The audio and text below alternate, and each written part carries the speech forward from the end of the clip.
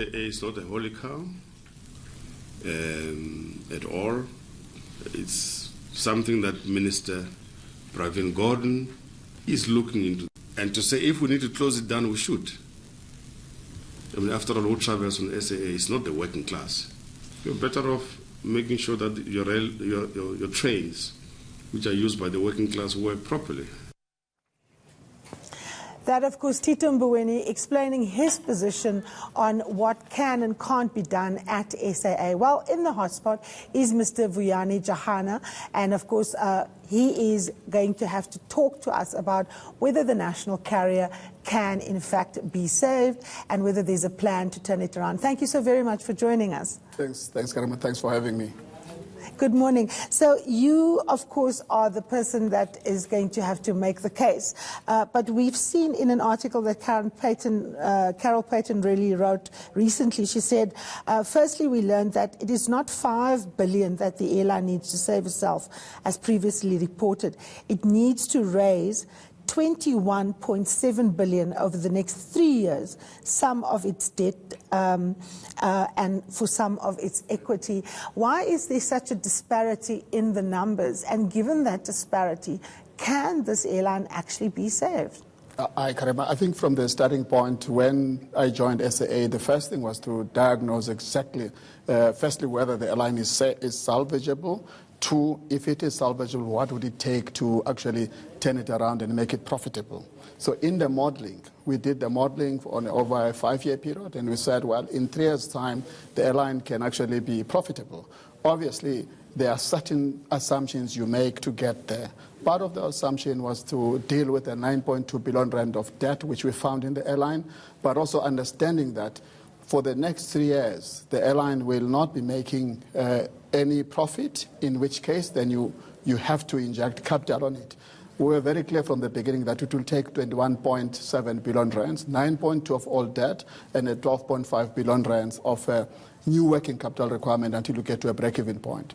So I think we've been very transparent to the shareholder and to South Africans. The Deputy Finance Minister made this announcement in Parliament months ago. I think what South Africans are saying is the first installment of the capital injection in the form of 5 billion rand. And we go to archives, you'll see we've been very clear about what it will take to turn the airline around. So it's not a new position, but actually a consistent position that we have myself and the board, we have always heard about what it will take to turn around the airline. And Mr. Jarana, what would SAA look like? Let's assume that you get the time and the money. What is the strategy? How does it reshape itself? Does it become a different animal? Do we fly to different places? Do we fly new aircraft? So what we have done, so from a strategy point of view, we have taken a view that says we must build a very strong airline from a commercial point of view. SAA is a very good airline operationally, but a bad business from a commercial logic point of view. So the structure we are putting in place in terms of the new operating model, firstly, is to really put focus in terms of profit and loss accountability on the domestic segment, and the combination of Mango and SAA, including its feeder partners, becomes very, very important. Designing an optimal network at that level to actually make sure you fly the right aircraft for the right route, for the right traffic patterns, right? Then on the regional side, which is the Africa, we have to be strong because Africa is our home. So we're going to use our own metal. We'll tie up partnerships for West Africa as well as East Africa. On the international domain, we also accept that we will not be big, and we're not pursuing scale, we're pursuing relevant. So a focused player, making sure that each route we fly a route that will be profitable, but we still have to carry the right level of substance. So no chasing scale on the international domain, but focused player where you balance scale with profitability. You will see that what we've done for the London route, for example, is a first indication of that strategy. Yeah. Now, there's been a lot of talk about the fact that an equity partner is going to be brought in and that you need an equity partner. Who do you think is likely to be that equity partner? What is it that you're looking for in that equity partner? And who has the courage and the deep pockets to take on, this massive task? I think when you look at the strategic equity partner, you often look beyond just the capital investment. You're looking for a partner who is going to work with you to innovate, You look for a partner who's going to complement your network strategy in terms of growth. You're also looking for a partner who's got very strong management skills that they can actually infuse with your own management capability to build a bigger airline, a much more sustainable portfolio, innovation, financial support, management competence, as well as the bigger network. Does it have to be another airline? By definition, it has to be another airline if you talk about a strategic equity partner. Otherwise, all you just get the equity investment, which is not going to be good enough for SAA. Now, you made the point about an equity partner with strong management capacity. We have heard from people at SAA, for example, that people have raised problems with SAA. They've been whistleblowers, they've gone to the various people, and very little has been done. So there's been this scare that there'll be job losses. And of course, Pravin Gordhan, the Minister of Public Enterprises, was very candid. He said, people actually need to come forward. They need to come and talk. And on my radio show, someone actually called in and said, but we have been talking, we have come forward, people have done nothing, even when SAA was taken from public enterprises and put at the Treasury. How are you going to infuse this new management capacity that you're looking for with what you've got? Because a lot of the people that have been there are partly responsible for the mess that we're in. I think spot on. One of the key things we have done is to show decisiveness as the management team that we have today. So when we go to SAA, there were a number of forensic reports that were there. This board and myself and the team that's on the ground, we started acting on them. So we are specifically taking actions that is with regards to individuals who are implicated in some of the malfeasance. And that's how you build a system of trust, that when people start to see actions being taken on areas where people have done something wrong, then they will trust all the instruments of whistleblowing.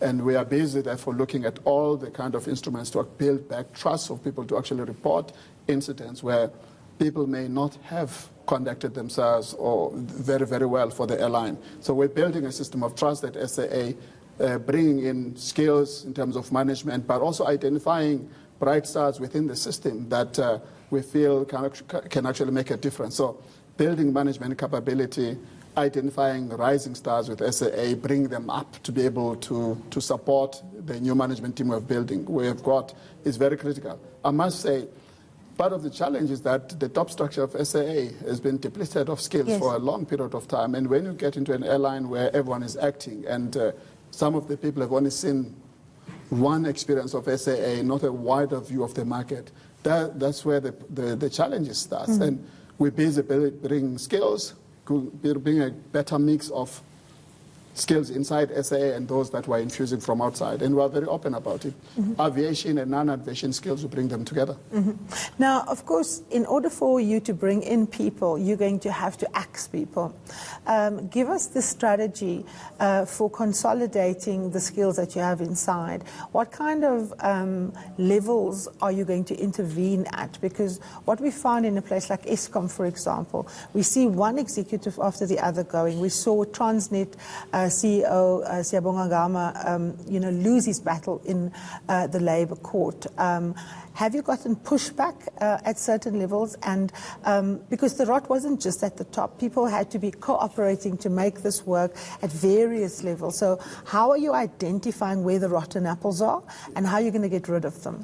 I think firstly, you can call it being fortunate or unfortunate because of where the airline is at. But the one big thing is that when the EXCO is all acting people, you have the ability to bring people without necessarily having to fight with exits of people initially. So the only difficulty you have is that the SAA brand today is not attractive to people who have got good jobs, who are comfortable because of the history. So you struggle to bring in good people to let them leave their main jobs in different airlines as well as South Africa. That's one aspect. The second aspect in dealing with the body, the rest of the organization, we are very careful that there is no witch hunt. Otherwise, you lose focus, you disrupt the organization.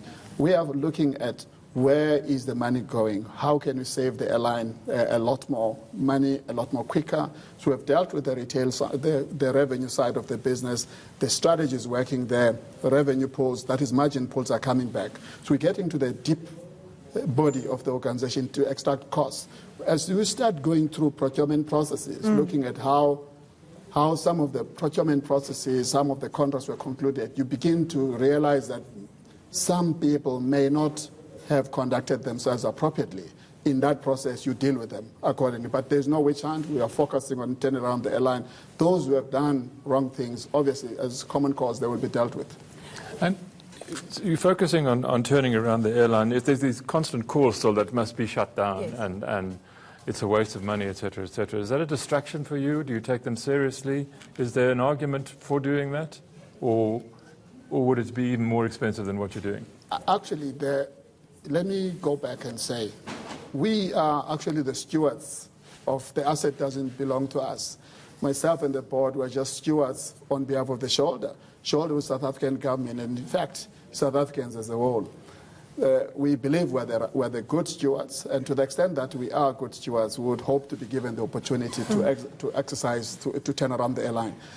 SAA is almost like a listed company. It's very sensitive to market sentiment. A big bulk of our revenues, our seats are sold 6 to 9 months ahead. Now, people are investing in SAA in lieu of cheaper tickets in advance. If they have a sense that, firstly, there's no certainty about the future, and there's a lot of noise floor is rising a little bit, so it brings uncertainty, and therefore your strategy is being undermined. So we have to call it and say, there's a plan bought by the shareholder. We're executing on it consistently as a management team. We need backing. We need people to focus. Let's be judged by what we are doing. So far, we're making progress. Mr. Jarana, final question to you. You said that the contracts that were entered into are being re-looked. When I spoke with Mr. Kieswetter, who is a non-executive board member at Transnet, he was saying they're doing precisely the same, and they're actually, informing people who believe that they have contracts that there's this process and that they reserve the right to actually, change the contract or withdraw the contract on the basis of its illegality. Are you saying the same thing? Absolutely. What we are doing specifically, we are going through each contract, looking at where, for example, SAA can extract more value on the contract and how that contract was entered into. But the big focus for us is how can we extract value and look at the legality of the contract. We are very clear. I mean, there's a lot of evergreen contracts. The legal teams are trawling through every clause in those contracts to identify contracts that can be set aside. But most importantly, the urgency to save the airline talks to us, writing down the costs, reducing the cost of doing business. Part of reducing the cost is going to be able to extract value from those contracts. 20, 25, 30% kind of cost reduction we can achieve. When you look at it, you just look at the contract, realize that there's value that is being lost here, and we're focusing on those things. Well, I wish you a lot of luck. It's a very tough job to do, and of course people are very vocal in South Africa about the national airline. Thank you so very much, Mr. Jarana, for joining us here on The Fix. Still ahead on the program, we look at the nexus between VBS Bank looting and the EFF's Julius Malema.